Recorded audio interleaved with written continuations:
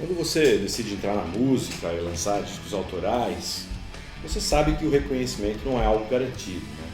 É certo que, assim como nós, várias bandas de excelente qualidade musical tiveram o mesmo que nós tivemos, uma projeção muito lenta e restrita. Primeiro você começa a ser reconhecido por aqueles que te veem e te ouvem ao vivo, para depois começar a ser reconhecido mais longe da sua área de influência direta. E isso ocorre pelo boca a boca, né? O compartilhamento entre as pessoas que ouviram e gostaram, e até indicações que passam a ser feitas à medida em que você se torna um pouquinho mais conhecido. Mas mesmo assim, se tratando de rock and roll, a coisa meio que não escala hoje em dia. As músicas ficam por ali, tocando e vibrando no coração daqueles que curtem esse tipo de música, nas rádios independentes, nas web rádios. E talvez estes mesmos fãs sejam aqueles que curtem ouvir um rock and roll internacional dos anos 60, 70, 80 e 90, e que buscam muitas vezes as bandas covers, que fazem a programação em inúmeros bares nas grandes cidades, tanto aqui na capital como no interior. E as bandas nacionais de música autoral ficam restritas a shows bancados por elas, festivais distantes, que têm sempre um custo alto a ser acrescido em relação a transporte e hospedagem, e entrevistas e shows para as rádios independentes que passam a tocar as músicas na sua programação. É um ambiente agradável em termos de convívio com essas pessoas, mas é extremamente difícil em termos de sustentação financeira. Em nossos shows e apresentações para rádios, conhecemos várias pessoas muito legais e que também pouco lucravam com suas atividades radiofônicas, mas que nos davam acolhida e esperança por serem tão fiéis às suas raízes musicais. Nós nos tornamos então coautores em um universo paralelo, um set além do rock and roll, onde caminhamos ao largo da dimensão real, onde brilham Anitta, Pablo Vittar e todos os MCs que vocês já ouviram falar. Essa dinâmica não é exclusividade nossa e acontece hoje com várias bandas do cenário nacional que são de excelente qualidade, mas que não conseguem visibilidade nenhuma. É impressionante como o mundo da música joga para esta dimensão obscura e dantesca grandes talentos, pessoas incríveis e, sobretudo, canções que poderiam mudar os corações perdidos de tantos jovens desorientados. E eu não estou buscando defender apenas o nosso lado.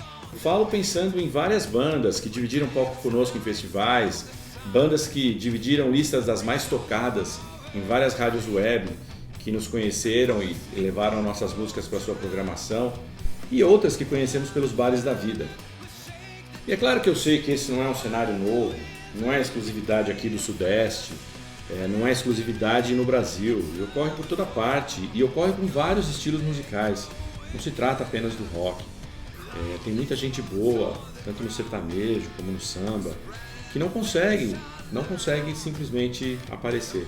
E eu resolvi fazer esse vídeo para colocar aqui e tentar descobrir com vocês qual é o motivo de tanta obscuridade para vários talentos da música brasileira, e também para colocar um ponto em questão, que é por que tanta música eletrônica, batidas computadorizadas, com efeitos de vozes toscas que não se sustentariam sem o tal do autotune, os tais dos playbacks, tanta mediocridade proliferando em um país como o Brasil, extremamente rico culturalmente de música, e até no mundo. E eu nem estou falando das letras. Eu estou só levantando um ponto, que é esse questionamento que não para, de por que a gente tem a sensação de que a música boa é tão rara hoje em dia. Ao ponto de vários artistas de sucesso, tanto estrangeiros como brasileiros, que estavam no seu auge há 40 anos, ainda estarem na ativa, estarem bem e serem ainda muito buscados, bastante representativos. Eu queria entender esse bloqueio com a música autoral de bandas, né? Bandas que tocam de verdade, onde as pessoas estão ali com habilidade nos instrumentos. Será que é o diabo que desistiu do rock? Ou ele agora cobra um preço que, além da alma, é um jabá bem mais poupudo e em dólar? Muito difícil de responder. Pode ser que as bandas não sejam tão boas? Pode.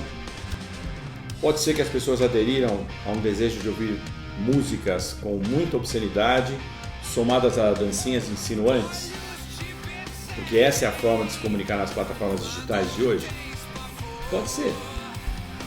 Pode ser que a diversão hoje é mais solta e sem sentido, sem compromisso com a realidade, puramente pela falta de tempo, e a música, na verdade, acompanha essa tendência? Pode ser sim.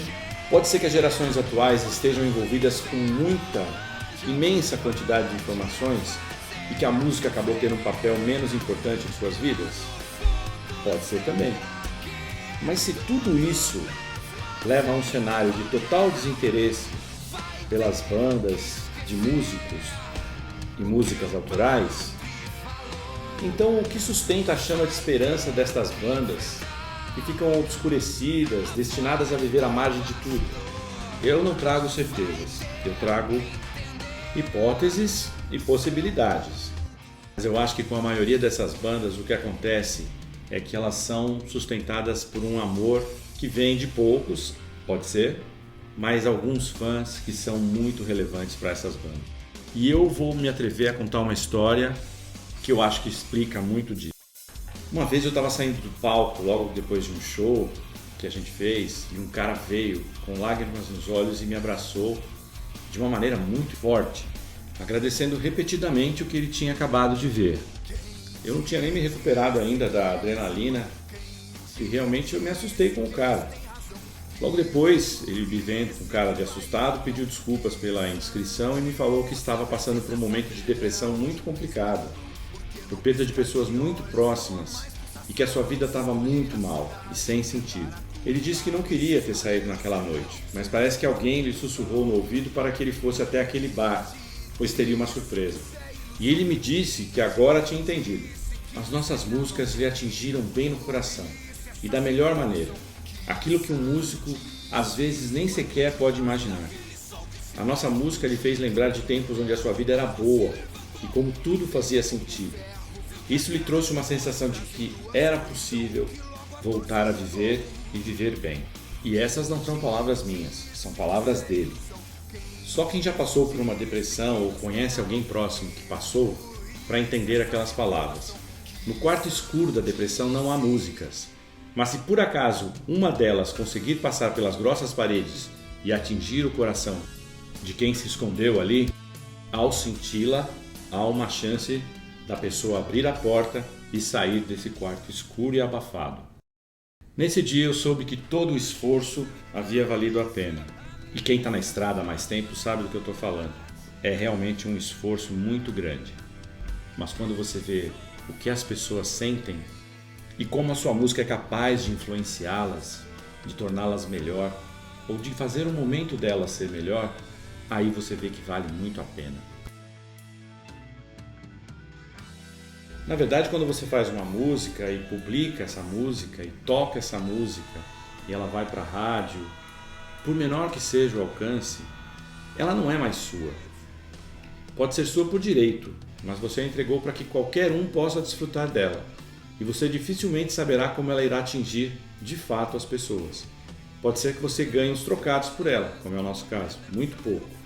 Ou até milhões, como é o caso de alguns que estão aí hoje na crista da onda. Mas para isso você tem que cair no agrado de algum figurão do showbiz. Mas o fato é que o valor emocional que ela pode ter na vida de alguém é de dificílima percepção. E no fim do dia, meu amigo, pode ser que você não enriqueça aqui, mas talvez te faça feliz em outra dimensão. Mas de qualquer maneira, não temos o que lamentar. A gente sabia que ia ser difícil desde o início e que a estrada ia ser essa pedreira toda. Nós temos, na verdade, muito sobre o que nos orgulharmos. Esse depoimento não foi o único, foi apenas o primeiro. E ele está na minha lista de Grammys particulares. Lembro de vários deles e me orgulho muito das músicas que os receberam. Dois Sóis, Pra Valer a Pena, Mendigo Blues, África, Amigo Irmão, Que Sandice, O Rio da Vida, entre outras. Cada música dessa tocou algumas pessoas em particular, talvez pela letra, talvez pela melodia, não sei dizer ao certo. Só sei que esse é o valor das músicas para mim e eu estou muito feliz com isso. Se eu gostaria que muito mais gente ouvisse, é claro que eu gostaria. Mas o que está no meu controle é ter pintado o quadro. Se as pessoas estão valorizando lentamente, paciência. É assim com os pintores, não é? Pode ser que a partir de agora seja assim com os músicos também. Principalmente com aqueles que não conseguem tocar os corações dos grandes produtores e das grandes gravadoras.